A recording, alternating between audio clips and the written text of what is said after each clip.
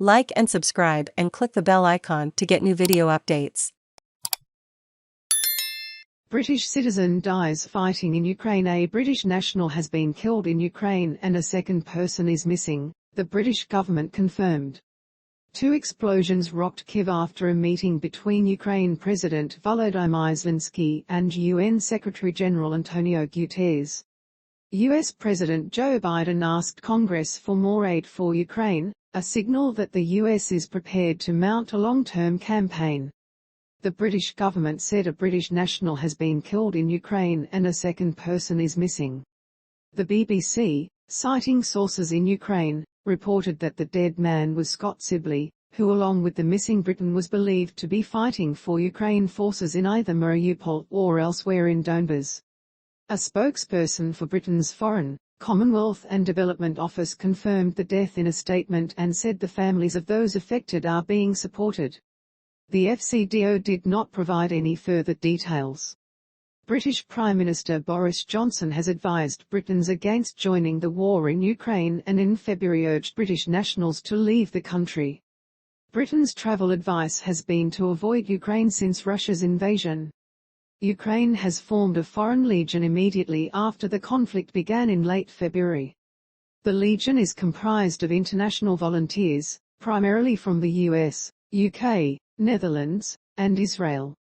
At least 2 explosions rocked the Ukrainian capital of Kyiv shortly after a meeting between Ukraine President Volodymyr Zelensky and UN Secretary General António Guterres on Friday, AEST. The explosions, which sent plumes of black smoke into the air, came just shortly after the 2 leaders held a press conference in which Guterres condemned the atrocities committed in towns like Bucha, where evidence of mass killings of civilians was found after Russia retreated. The explosions caused fires in at least 2 high-rise buildings. In footage released by the Ukrainian presidency, Guterres walked across a courtyard and met Zelensky outside before their meeting. Authorities said Guterres and his team were safe. Kyiv has largely escaped the heavy shelling Russian forces have inflicted on other areas of Ukraine.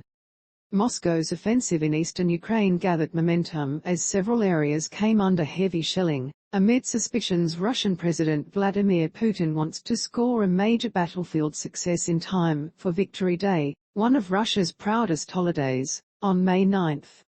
Ukrainian authorities reported intense Russian fire in the Donbas, the eastern industrial heartland that the Kremlin is bent on capturing, and near Kharkiv, a northeastern city outside the Donbas that is seen as key to the offensive. In the ruined southern port city of Mariupol, Ukrainian fighters holed up in the steel plant that represents the last pocket of resistance, said concentrated bombing overnight killed and wounded more people. And authorities warned that a lack of safe drinking water inside the city could lead to outbreaks of deadly diseases. Shortly before the explosions in Kyiv, Guterres and Zelensky surveyed the destruction in small towns outside the capital that saw some of the worst horrors of the first onslaught of the war.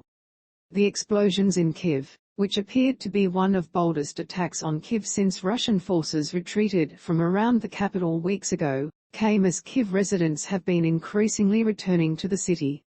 Cafes and other businesses have reopened, and growing numbers of people have been out and about, enjoying the spring weather.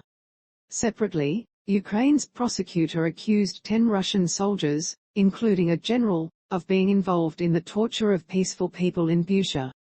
Prosecutor General Iryna Venediktova did not say her office had filed criminal charges, and she appealed to the public to help assemble evidence. Russia denies it targets civilians.